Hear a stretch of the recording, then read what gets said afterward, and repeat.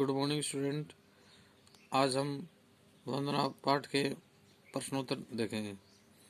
तो प्रश्न नंबर 3 है, अधोलिखित प्रश्न नाम उत्तर एक पद में लिखे। पहला प्रश्न है, दुर्गाणी कै तरतु। इसका उत्तर है सर्व। सर्व उत्तर कै नंदु सर्व। अहम स्वप्ने किम अस्नामि अनम। अस्तो माँ कुत्र गमे सत। तमसो माँ कुत्र गमे ज्योति। क्वेश्चन नंबर 4 है, अधोलिखित प्रश्न नाम उत्तर पूर्ण वाक्य लिखत। निम्नलिखित प्रश्न उत्तर पूरे वाक्य में लिखने।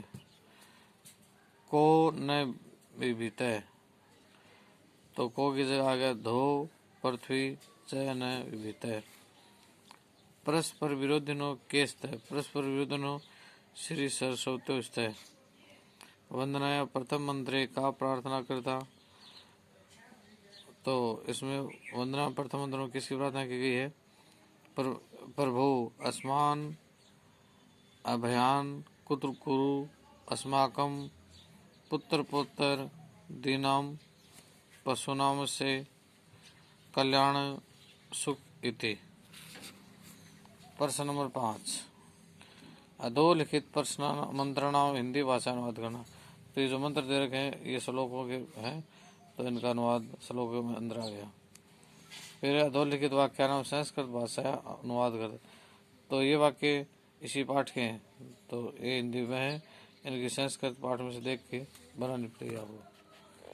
क्वेश्चन नंबर 7 है, वो सुना आगे भाषा बोध में। भाषा बोध का क्वेश्चन है, उदाहरण पदानि रचयिताम। तो उदाहरण को देख करके लिखने। लोट लकार से लट लकार, जैसे तरतु का तरती अतरत, पश्यतु का पश्यति अपश्यत, नदतु का नदती अनदत, नर्तेतु नर्तेति अनर्तेत, अस्तु का अस्ति आसित, गस्तु का गस्ति अगच्छत, क्रीडतु का क्रीडति अक्रीडत, आनयतु नहीं हस्तु हस्ति अहसत, आनयतु आनयति आनयत, नयतु का नयति अनयत, दावतु का दावती अदावत, लिखतु का लिखति अलिखित।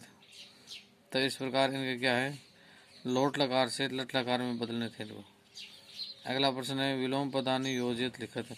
यानी विलोम शब्द हैं, इनको मिला करके लिखना है। जैसे प्रातः है, इसका विलोम है साय। क्या है? साय। दिवा, दिवा का विलोम शब्द है रात्रि।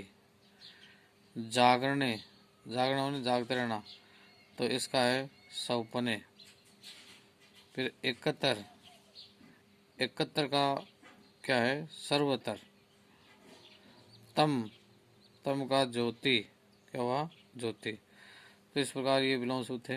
अगला क्वेश्चन है, उचित अवयव चित्वारिक स्थान पूर्ति करो। तो नीचे अवयव शब्द रखें, इनको खाली स्थानों में भरने। पहला है देश है तथा वेश है, तो इसमें यथा शब्द आएगा, यानी जैसा देश वैसा वेश। उसके नीचे शर्म एव जायते। फिर माँ गर्व माँ कुरु, यानी घमंड मत करो। एकदा बालक सर्प से अबछत, एक बार बालक ने सर्प को देखा। फिर माता पिता च शिशुन पालियते, माता और पिता बच्चों का पालन पोषण करते हैं। महात्मा गांधी सत्य में न अत्यजेत, महात्मा गांधी ने कभी सत्य को नहीं छोड़ा।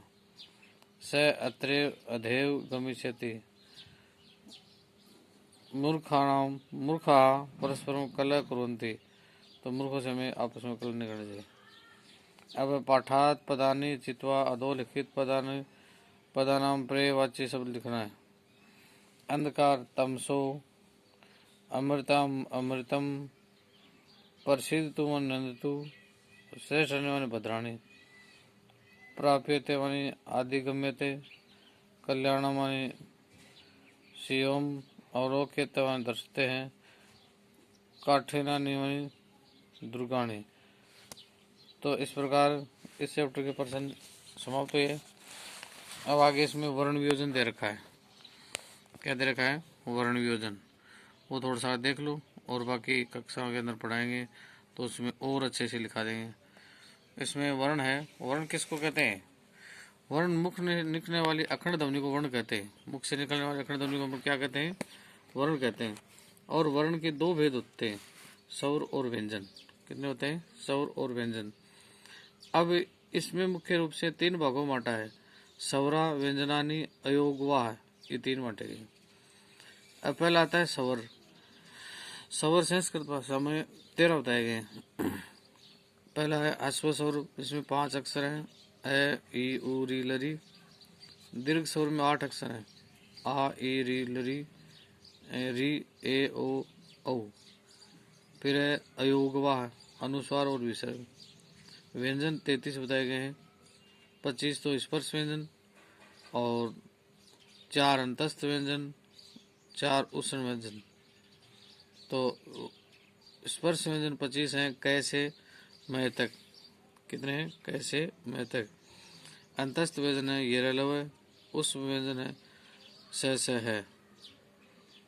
अब इनके उच्चारण स्थानों की एक नीचे सारणी दे रखी है, तो इसका आपको अच्छी तरह से अवलोकन करना है, अच्छी तरह से स्टडी करनी है और इसको अच्छी प्रकार से याद करना है। तो उच्चारण स्थान पहला आता है ए आ, कैसे, अड़े है और विसर्ग। कंठ है ध्वनि का नाम, कंठे हो गया। ई च वर्ग, बाद में ये और से, तालु तालव्य। री ट वर्ग, रह और से, मुर्दा जिसको मूर्धन्य कहते हैं।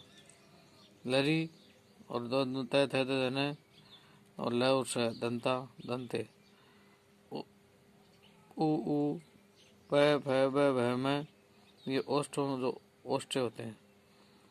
अब अनुनासिक व्यंजन है इसमें, अड़ा यण न में, इसको अनुनासिक बोलते हैं, नासिका बोलते हैं।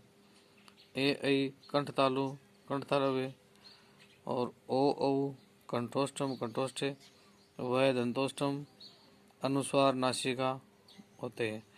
तो इस प्रकार इनका उच्चारण स्थान की सारणी है, आपको अच्छे से याद करना है। Thank you, very good.